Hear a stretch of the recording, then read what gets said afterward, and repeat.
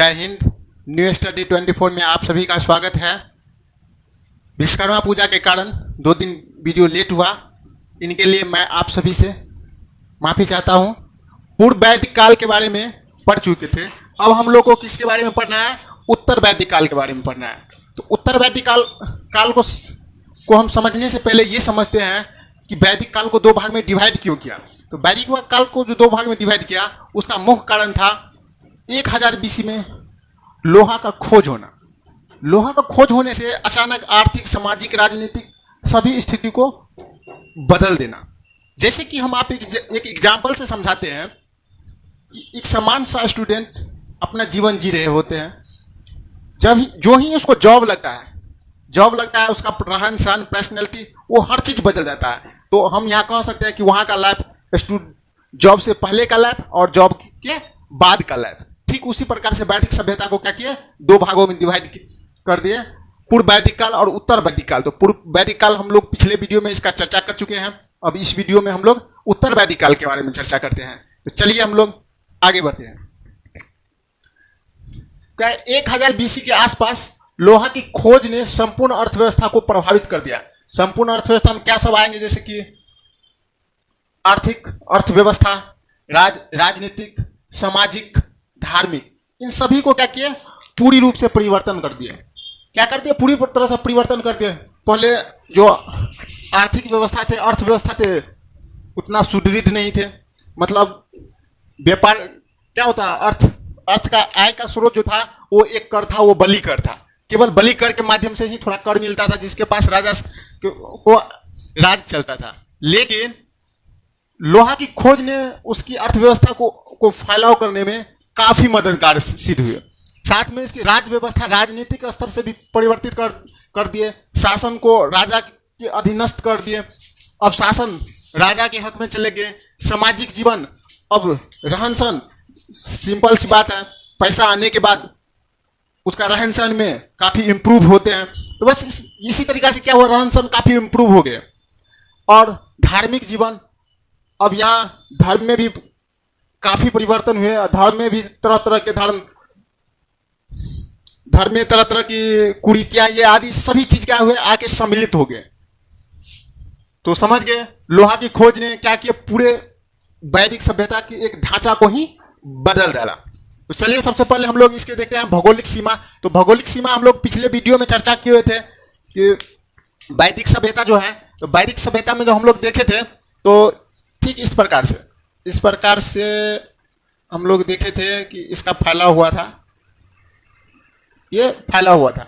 इस प्रकार से क्या था, वैदिक सभ्यता का फैलाव था, जिसमें यमुना के तट तक। लेकिन उत्तर वैदिक काल में हम लोग देखे थे मानचित्र के माध्यम से कि पूर्वी बिहार तक इसका क्या हुआ, फैलाव ऐसे विस्तार हुआ। और क्यों विस्तार हुआ दोस्तों? लोहा के अस्त्र का खोज हो गया। अस्त्र की खोज होने की वजह से इस सभ्यता का लोग, राजा एक क्षेत्र से दूसरे क्षेत्र को हड़पने के लिए आगे बढ़ने लगे, अपने क्षेत्र विस्तार करने के लिए, अधिक से अधिक धन आय अर्जित करने के लिए। क्या कि राजा एक राज्य से दूसरे राज्य पर आक्रमण शुरू हो गए। तो मतलब यहाँ से ही एक लड़ाई का जो प्रचलन, हड़प नीति, यहीं से हड़प नीति का शुरुआत हुआ। तो हम लोग चलते हैं सामाजिक जीवन, देखते हैं अब किसके बारे में, सामाजिक जीवन के बारे में। तो सामाजिक जीवन में देखते हैं, तो सबसे पहले सामाजिक जीवन में जो हम लोग देखे हुए थे, तो सामाजिक जीवन में परिवार के बाद देखे थे कि ग्राम के बाद एक समाज एक होता है, वेश, जन। लेकिन यहाँ अब जन थोड़ा बड़ा विस्तृत होने लगे और जन से जनपद का निर्माण हो गया। क्या हुआ, जन से जनपद का निर्माण हुए। तो और साथ में जो है यहाँ वर्ण व्यवस्था हम लोग देखे थे, पहले 4 प्रकार की वर्ण व्यवस्था थे। तो वर्ण व्यवस्था में जो 4 प्रकार की वर्ण व्यवस्था, ब्राह्मण, क्षत्रिय, वैश्य और शूद्र।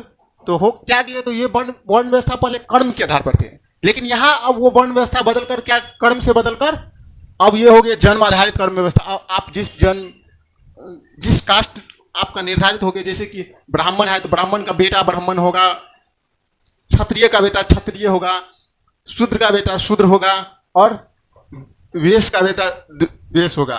तो मतलब इस प्रकार से क्या हुआ, वर्ण व्यवस्था जन्म आधारित हो गए। जैसे कि अभी चलते हैं साहू, उसका बेटा होगा तो उसके नाम में भी टाइटल साहू लगेगा। खान, उसके बेटा में भी खान लगेगा। झा, उसके बेटा में भी झा लगेगा। मतलब क्या, वहीं से जो एक जन्म आधारित जो वर्ण व्यवस्था प्रारंभ हुआ, कहाँ से, वो वैदिक सभ्यता के उत्तर वैदिक काल में। और यहाँ से सबसे एक इम्पोर्टेंट बात जो सबसे हुआ है शुरू, वो आश्रम व्यवस्था। शिक्षा का जो आश्रम व्यवस्था का प्रारंभ कहाँ से हुआ, तो उत्तर वैदिक काल में ही हुआ था। और उत्तर वैदिक काल में आश्रम व्यवस्था को 4 भागों में डिवाइड कर दिया। कितना भागों में, तो 4 भागों में। इसको कितने भागों में डिवाइड किया, 4 भागों में डिवाइड कर दिया। 4 भागों में जो पहला भाग थे वो ब्रह्मचर्य थे। जब बच्चा जन्म लेते हैं और थोड़ा समझने वाले हुए तो उसको क्या किए, ब्रह्मचर्य बना दिए। मतलब पूर्णतः घर परित्याग करने के बाद गुरु आश्रम में जाकर शिक्षा व्यवस्था का प्रारंभ यहाँ से हुआ, ब्रह्मचर्य। इसके बाद गृहस्थ जीवन। गृहस्थ जीवन का मतलब हुआ वहाँ से विवाह शादी कर अपना परिवार वंश बढ़ाना, साम्राज्य विस्तार करना, नाम कमाना, यश कमाना, ये सभी काम जो है गृहस्थ जीवन में आया। और गृहस्थ जीवन को सबसे श्रेष्ठ माना गया। गृहस्थ जीवन को क्या माना गया, सबसे श्रेष्ठ। इसके बाद आया वनप्रस्थ। वनप्रस्थ का यहाँ तात्पर्य ये होता है कि यहाँ के बाद अब क्या हुए, जब 50 वर्ष हो जाने के बाद अब फिर जिस प्रकार से ब्रह्मचर्य आश्रम में जाते थे, तो आश्रम में अब ये गुरु का काम करना शुरू कर दिए। अब वो जितना भी ब्रह्मचर्य बच्चे थे आए, उन सबको शिक्षा देने का काम क्या किए गए, वनप्रस्थ में किए गए। और बाद में 75 साल बीत जाने के बाद अब 75 साल से 100 साल के बीच में सन्यासी का जीवन व्यतीत करने लगे, मृत्यु का इंतजार करने लगे। तो यहाँ से जिसमें ये कहा जा सकता है कि ब्रह्मचर्य से शिक्षा ग्रहण करने के बाद गृहस्थ जीवन व्यतीत कर किया। गृहस्थ जीवन से अपने माता पिता का कर्ज, वंश बढ़ाकर अपने माता पिता के कर्ज से मुक्त हो सकते हैं। और वनप्रस्थ जीवन व्यतीत करके अपने गुरु जी के शिक्षा व्यवस्था से के कर्ज से मुक्त हो सकते हैं। और सन्यासी जीवन व्यतीत करके जितने भी आप कर्म किए हैं उन सभी कर्मों से मोक्ष की प्राप्ति कर सकते हैं। ऐसा इस आश्रम व्यवस्था में निर्धारित किया गया। अब और यहाँ जब देखेंगे तो नारियों का जो स्थिति था अब थोड़ा खराब होने लगा था। जैसे हम लोग देखे थे उत्तर वैदिक काल में नारियों सब सभा में भाग ले सकते थे, पर ऐसा नहीं हुआ। यहाँ आने के बाद नारियों की स्थिति अब दयनीय होने लगा। देखते हैं नारियों का अब जो स्थिति में काफ़ी गिरावट आई। और अथर्ववेद में नारियों का जन्म का निंदा किया है कि अथर्ववेद में क्या क्या है, नारियों को जन्म को निंदा किया गया है। ऐत्रेय ब्राह्मण में यहाँ तक कह दिया गया है कि नारी ही चिंता का कारण है। यदि आपके घर में नारी जन्म होता है तो आपको उस दिन से चिंता काफी बढ़ जाएगा। इसके बाद ऐसे भी कुछ विदुषी महिलाएं हैं, जैसे कि मैत्रेयी, गार्गी, सलवा, वनवा आदि, ये सभी विदुषी उस टाइम में भी रहे हैं। पर नारी का स्थिति काफ़ी खराब हो गया। और पर्दा प्रथा का सबसे पहले प्रचलन कहाँ हुआ, तो यहीं से हुआ, उत्तर वैदिक काल से, जो वर्तमान में भी पर्दा व्यवस्था का खत्म किया गया है। अभी वर्तमान में पर्दा व्यवस्था नहीं के बराबर चल रहा है। तो हम लोग सामाजिक जीवन देख लिए, अब हम लोग चल देखते हैं आर्थिक जीवन के बारे में। तो आर्थिक जीवन में इसका जो मुख्य आधार जो रहा वो कृषि। पहले मुख्य आधार क्या था, पूर्व वैदिक काल में मुख्य आधार देखे थे पशुपालन और कृषि। यहाँ मुख्य आधार हो गया कृषि, प्रमुख आधार हो गया, और पशुपालन द्वितीय हो गया। तो कृषि यहाँ क्यों हुआ कि लोहा की खोज होने की वजह से हल का विकास हुआ। हल का विकास होने से खेती कार्य अब सुगमता से की जाने लगे। अब लोगों अस्थायी रूप से रहने के कारण अब तरह तरह का खेती व्यवस्था में नई नई पद्धति का विकास हुआ। और यहाँ तक काठक संहिता में 24 बैल वाले हल का साक्ष्य मिला है। तो इससे ये अंदाजा लगाया जा सकता है कि खेती का किस हद तक विकास हुआ था। और लोहा का सबसे पहले जो 1000 BC के आसपास लोहा का खोज हुआ था, वो सर्वप्रथम कर्नाटक के धारवाड़ा में मिला है। धारवाड़ा में इसका सबसे पहली बार इसका क्या मिला है, साक्ष्य मिला है। और लोहा की खोज के ही वजह से अब उद्योगों का भी विकास होने लगा, व्यापार का भी विकास हुआ। और पर विकास का जो है ना, विदेशी व्यापार का कोई खास प्रमाण, ठोस साक्ष्य नहीं मिला है। इसे हम कह सकते हैं कि विकास तो हुआ, पर अभी अंतर्राष्ट्रीय स्तर पर उतना व्यापक स्तर पर नहीं हुआ। और यहीं से फिर से दोबारा जो नगरीयकरण का शुरुआत हुआ वो कहाँ से हुआ? उत्तर वैदिक काल में। हम लोग पीछे पढ़ चुके हैं कि पहली बार नगरीय का शुरुआत कहाँ हुआ? तो हड़प्पा सभ्यता में 1350 बीसी से लेकर 1750 बीसी तक नगरियों का काफ़ी एक प्लानिंग के साथ विकास हुआ था, जिसमें नाला, सड़क, शहर सभी के बारे में विस्तार पूर्वक चर्चा किया है। तो समझ गए। तो सबसे फिर दूसरी बार नगरीय का शुरुआत कहाँ से हुआ? तो उत्तर वैदिक काल में। अब हम लोग देखते हैं राजनीतिक जीवन। अब पूर्व उत्तर वैदिक काल के लोगों का राजनीतिक जीवन किस प्रकार का था, इसके बारे में हम लोग जानते हैं। अब क्या हुआ? जन जो थे वो जन बड़ा हो गया, विकास हुआ जनपद, और जन से जनपद बन गया। और जनपद जो है उस टाइम में 16 जनपद पद उभर के सामने। अब राजा के अधिकार, जो पहले राजा का अधिकार सीमित था, अब राजा का अधिकार काफी व्यापक होने लगा। अब राजा जो है, राजा का अधिकार बढ़ गया, उसका महत्व भी बढ़ गया लोहा की खोज से, और उसकी शक्ति में भी काफी वृद्धि हुई। और पहले जो पद थे वो कर्म के आधार पर थे, जो राजा के योग होते थे उन्हें राजा बनाया जाता था। लेकिन अब ऐसा नहीं रहा, अब ये वंशानुगत हो गया।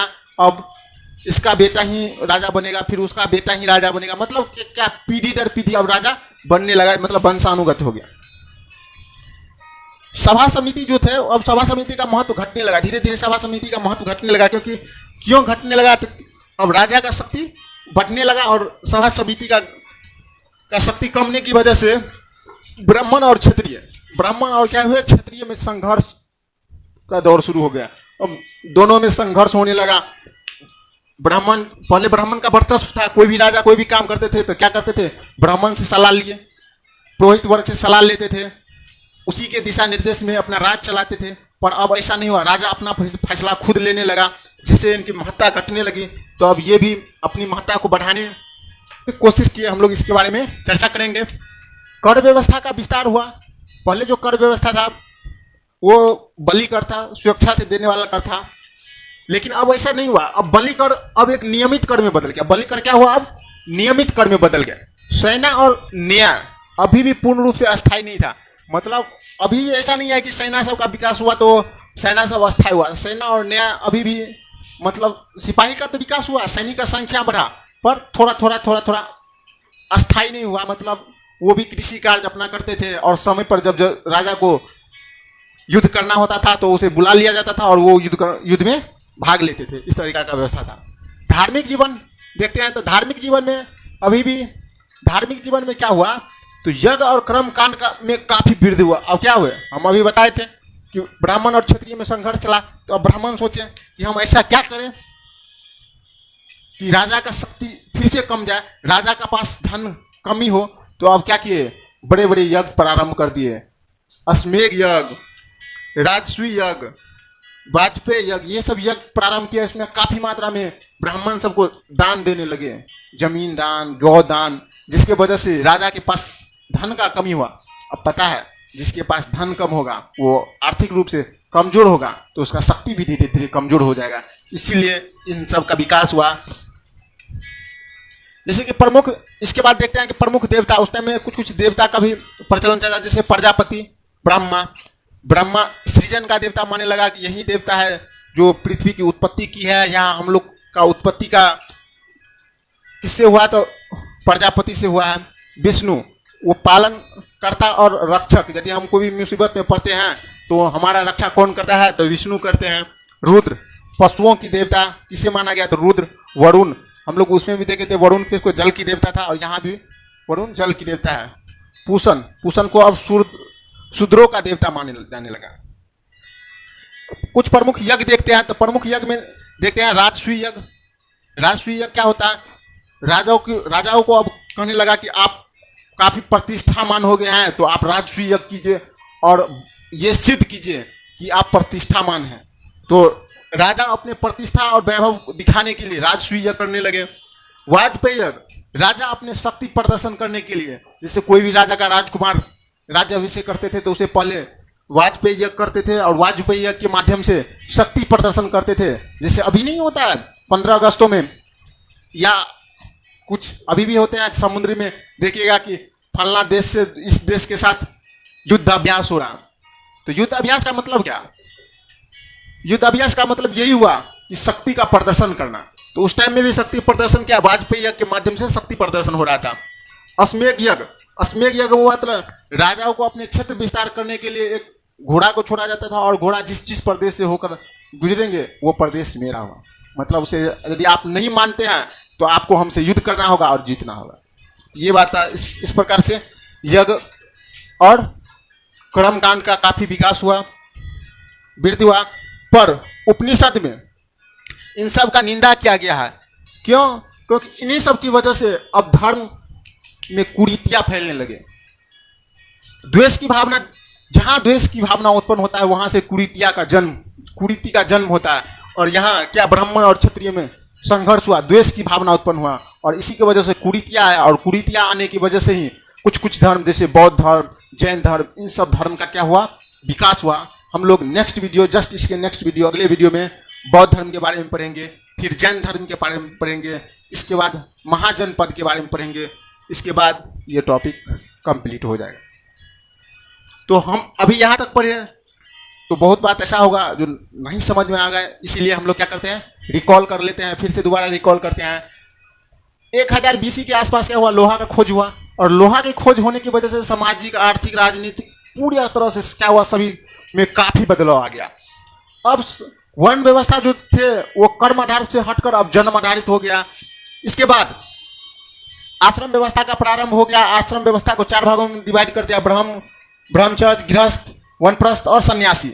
और इसका जो वर्णन जो मिलता है, लोकनिषद जो है, इसमें इसका वर्णन किया गया है कि आश्रम व्यवस्था को 4 भागों में डिवाइड किया गया है। अब यहाँ जो है नारियों की स्थिति में काफी गिरावट आ गई और नारियों को अब सभा में भाग लेने का अधिकार नहीं मिला। इसके बाद हम लोग देखते हैं आर्थिक जीवन में, तो आर्थिक जीवन अब पहले पशुपालन था, अब कृषि हो गया।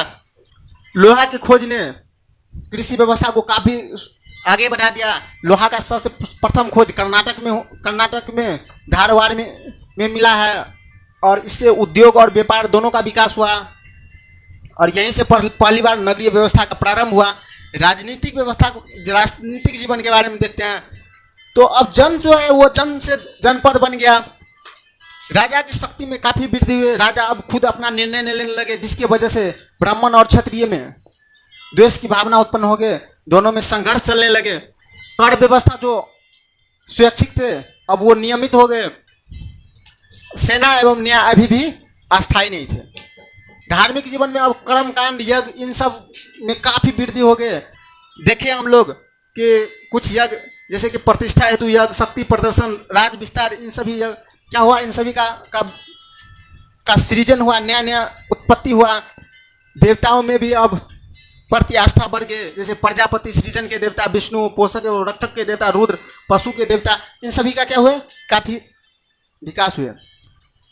दोस्तों आपको ये वीडियो कैसा लगा आप कमेंट करके हमें जरूर बताएं और इसे लाइक करना और शेयर करना ना भूलें।